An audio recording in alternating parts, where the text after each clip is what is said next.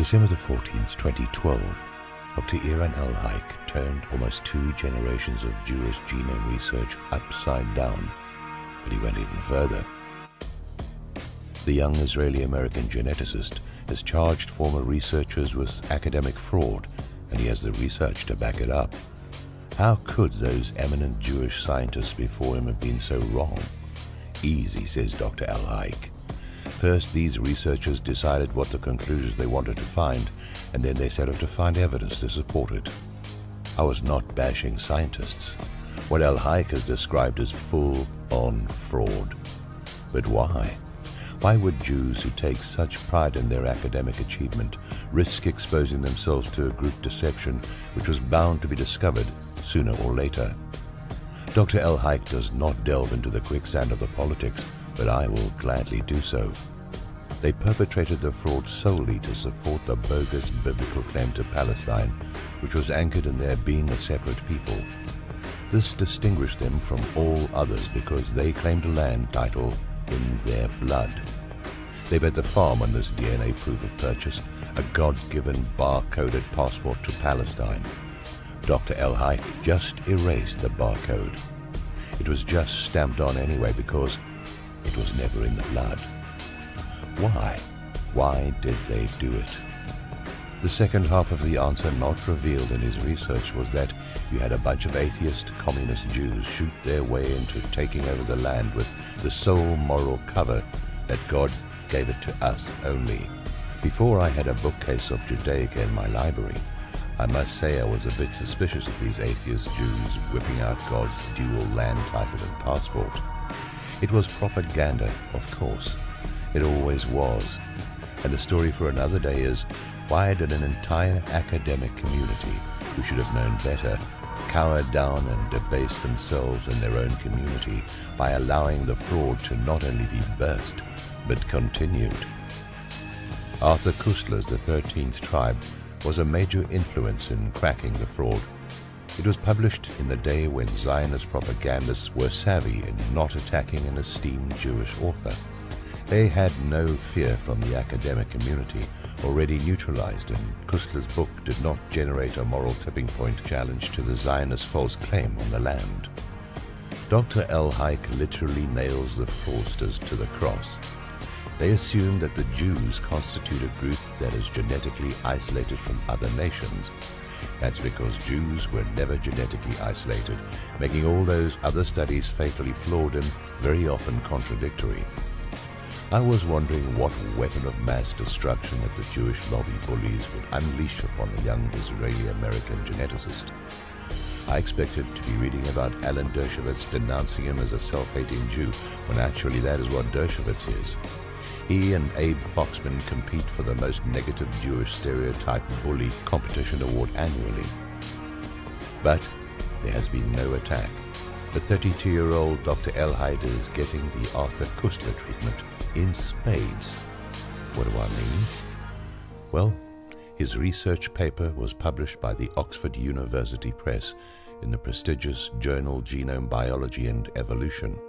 But do you think a bunch of savvy Zionist propagandists are going to worry about the mass public ever hearing a thing about his research? Of course not. And are these same pretender Jews going to risk giving his work 100 times more exposure by attacking him publicly? Let's get back to Dr. Elhaik hammering the nails in. First, these researchers decided what conclusion they wanted to find, and then they set off to find evidence to support it. It is my impression that their results were written before they began the research. First, they shot the arrow, and then they painted a bullseye around it. Take a moment to ponder what he said there, folks. Does that sound like someone trembling in fear of Jewish lobby power in America, or someone thinking that his career is over and committing harikari? No. They painted a bullseye around it. It was not an off-the-cuff remark, but one he had chosen to use in a Haaretz interview. This is a young man who is not standing on the shoulders of the fraudsters who have gone before him. On the contrary, he wants to stand on their academic bones by exposing them, and he has. More from his Haaretz interview. The various groups of Jews in the world today do not share a common genetic origin. We are talking here about groups that are very heterogeneous and which are connected solely by religion. The genome of European Jews is a mosaic of ancient peoples, and its origin is largely Khazar. Now, on to some of the science highlights. Dr. Elhaik's research shows that the dominant element in the genetic makeup of European Jews is Khazar.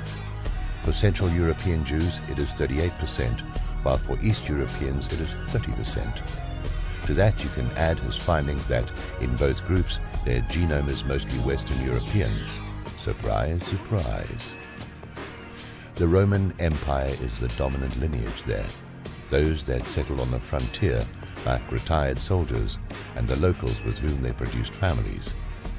There were some Jewish merchants there, as Elhaik did find some Middle Eastern roots, which he suspects are Mesopotamian, and a bit of biblical Israel. But here comes the slam dunk. The Israel connection is such a tiny part of their overall genome that it cancels out their DNA title claim to the land. The good doctor would not wander into the swamp, but I will, by calling a spade a spade. What Dr. Elhaik has discovered, folks, is a reversed Holocaust, the inventing of huge numbers of pseudo-Jews who have no more a blood claim to the land of Palestine than I do, even if I converted. What I have just stated in no way challenges a religious or cultural affiliation. But, as we all know, most Jews are not religious, including in Israel, where way more than most are not.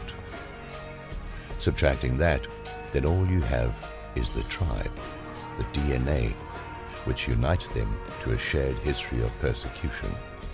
But that, folks, is now all gone. Poof. Gone. Who among you does not have some genetic makeup of a people who had suffered in ancient times, even numbers of different people, 5 or 10 different ones? Why should we allow the pretender Jews to send all of our gene pools to the back of the historical suffering bus as Club Med ancestors who enjoyed the all-inclusive treatment? I find that just a bit too convenient. So these Jews, are they then just a gang, united to be against all those not in their gang? Had they invented the whole story in a way like gang members take an oath and defend territory?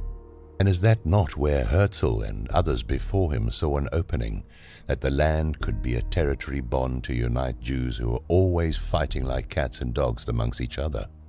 And is not the 2,000 years of persecution claimed mostly by those who are not really descended from these actual people? Who really has holocausted whom here, and why? We hold Golda Meir's instant holocausting of the Palestinian people with her famous "There are no Palestinian people." Is this not poetic justice from Dr. Elhaik, that he brings us scientific proof of there being no biblical Jewish people as such as they have presented themselves? And does this not also make a fraud of the historical anti-Semite smear by a people who aren't even Semites? I think it might be time to start setting things straight on the founding myths. I must admit that I never expected to get a free ticket to the truth from a smart young Israeli doctor from Johns Hopkins who has his moral rudder deep in the water. He is not a gangster, whoever his ancestors were. We call this leadership, with maybe a touch of Moses parting the founding myth waters for those who want to walk through to the other side. We shall now see if others choose to be free or to run with a gang. The militant Israelis, as always, knew this day was coming. That is what their nukes have been for, always. They knew. They never believed in it themselves.